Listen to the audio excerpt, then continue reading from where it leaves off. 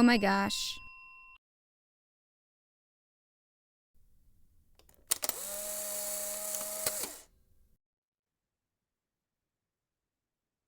Okay. The movie that I am going to be reviewing today is an interesting one.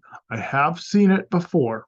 I will be honest with you. I have seen it before, but it was so long ago that I almost forgot everything that came out about it because it came out 3 years ago, and I watched it right when it came out because I am a huge fan of everything H.P. Lovecraft.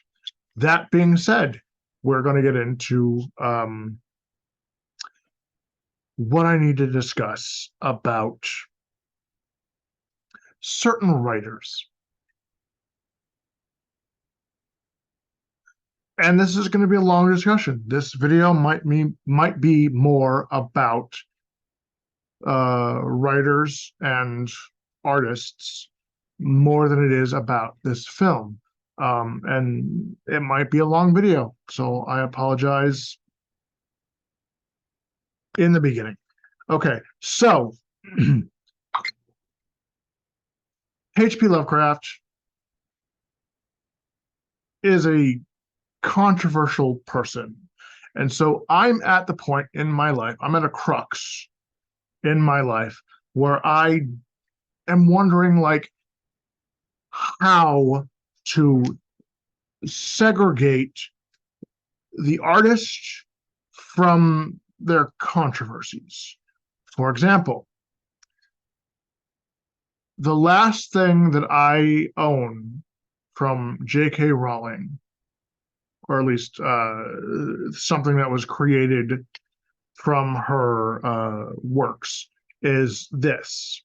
I've gotten rid of everything else that I own because of her turf status. And I gotta say, I don't agree with her politics.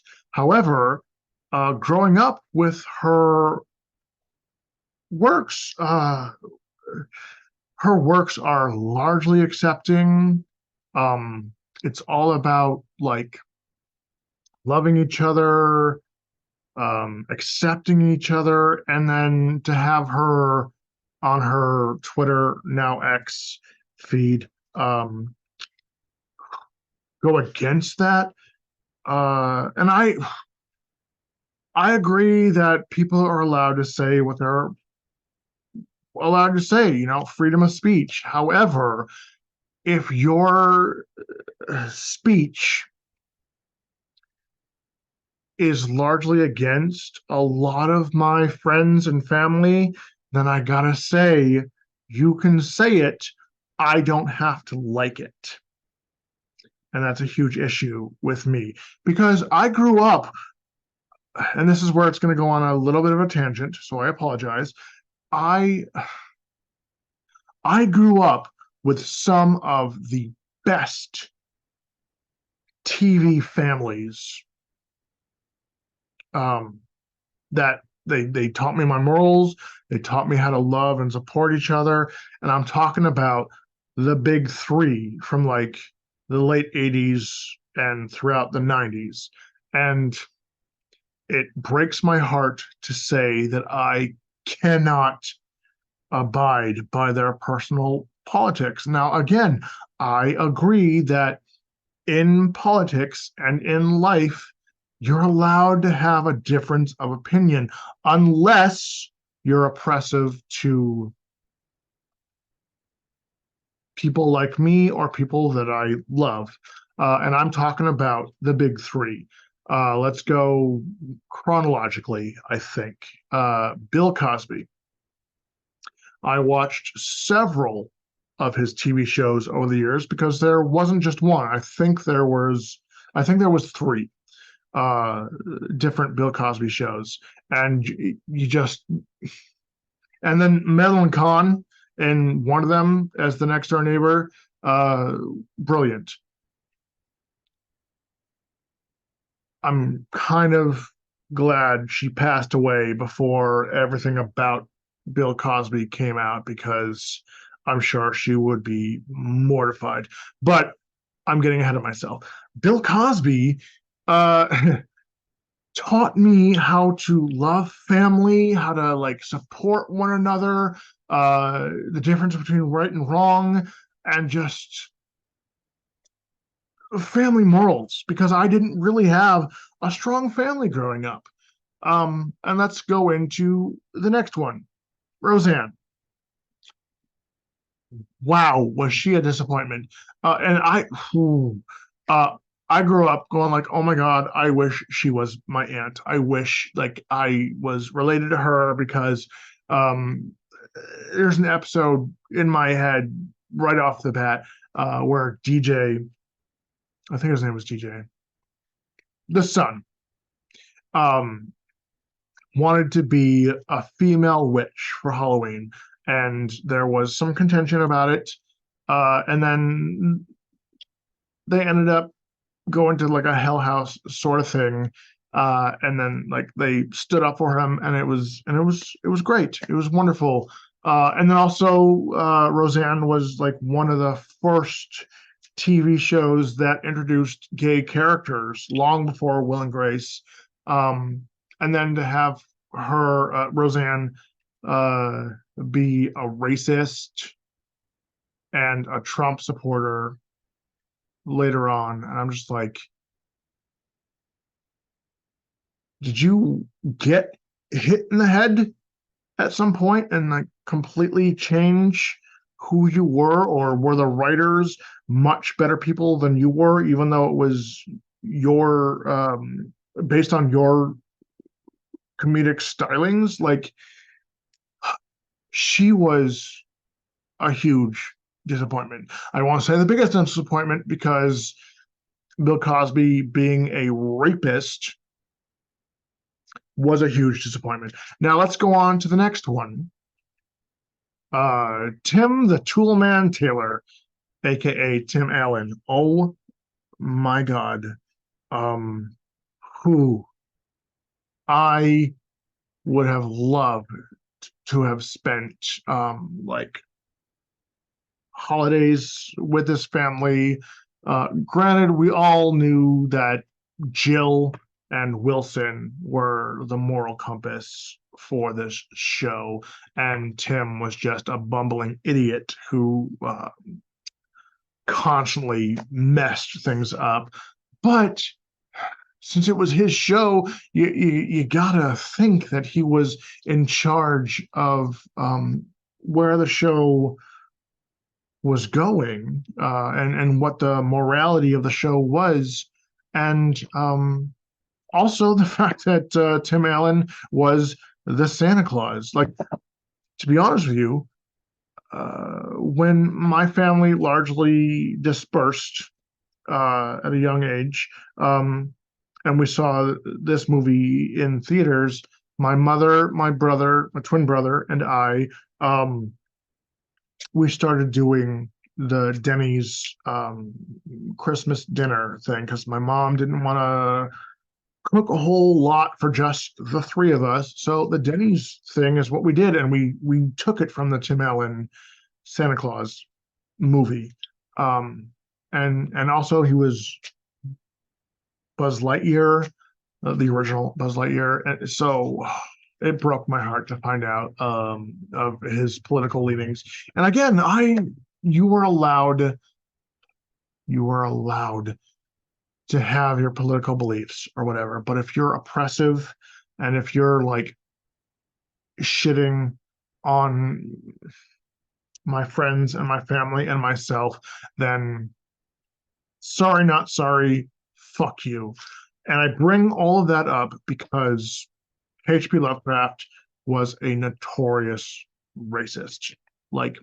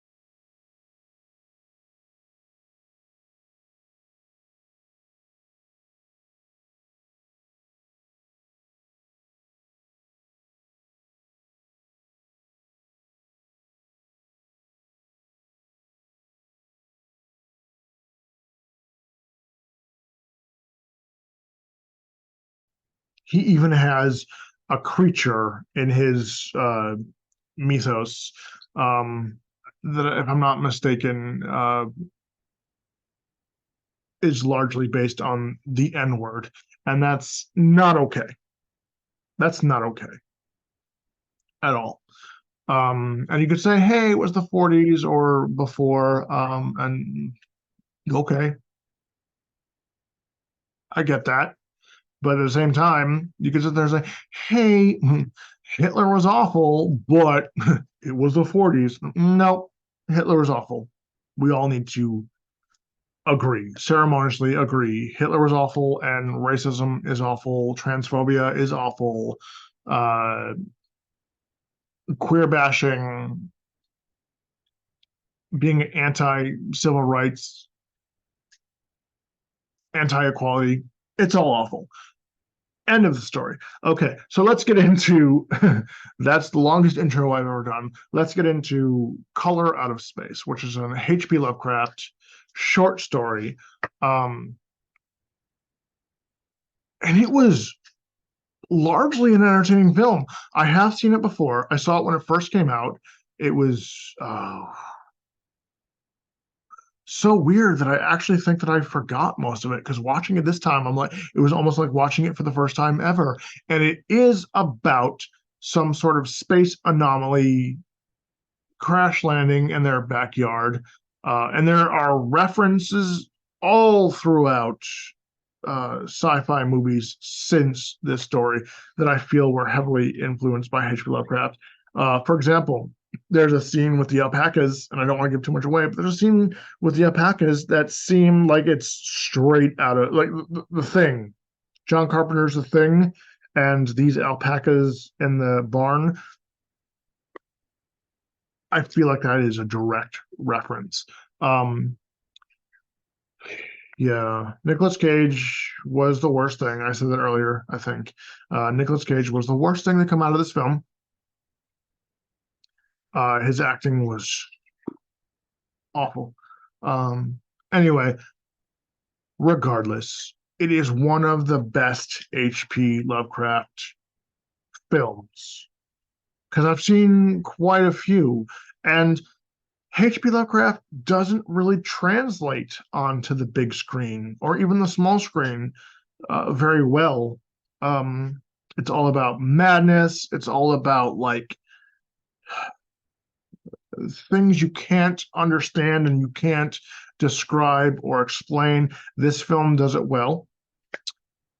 Uh, there are moments in this film where you're just like, okay, I hope that comes back and we explain that. It doesn't. Like even when the space anomaly was landing in the backyard, the oldest son uh, before the thing even lands, the oldest son is sitting in front of his computer. By the way, this is a modern adaptation. So the oldest son is sitting in front of his computer, and he's already in a trance-like state, and he's just drooling for no reason. And you're just like, okay, I hope they explain that, and they never do. Um, Weird things happen all over the place. They never explain Tommy Chung, I think is his name, from Cheech and Chong.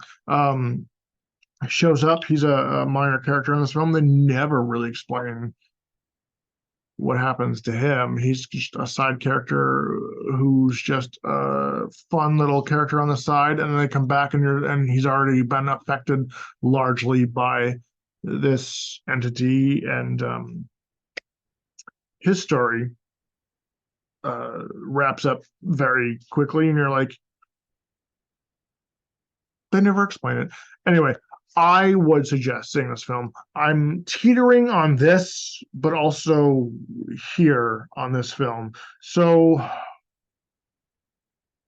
I'm gonna say this only. I'm gonna say thumbs up only because it is one of the best H.P. Lovecraft films that I've seen that actually says, hey, we got our origin from H.P. Lovecraft, because there are stories where you're like, oh my God, that is so H.P. Lovecraft. I'm going to give a little bit of a spoiler for another film. Underwater does not say that it gets its roots from H.P. Lovecraft, but again, I'm sorry, spoiler alert. It's H.P. Lovecraft. At the end, you find out that it's H.P. Lovecraft. Anyway, and they never had to say, "Hey, by the way, we got our story, our origins from H.P. Lovecraft." Anyway, so I will reluctantly give this a thumbs up and suggest that you watch it and just realize you're going to be confused. But then again, that's H.P. Lovecraft in general. He is confusing. He doesn't always explain where he's coming from. I will say, I don't know if I said this earlier, I got my original introduction to H.P. Lovecraft in a video game called Call of Cthulhu. And after that, I'm like, okay, I'm wildly interested in all things H.P. Lovecraft.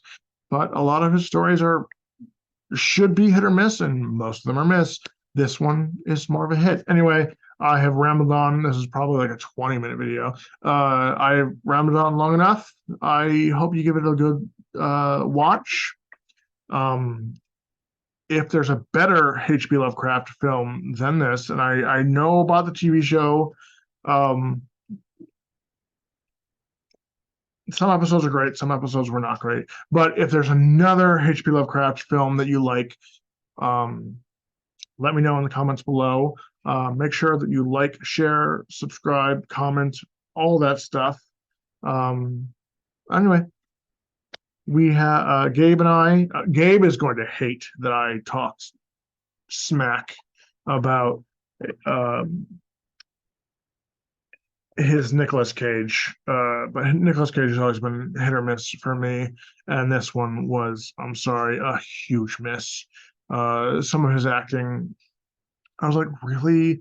That's how you delivered that line? Like, come on.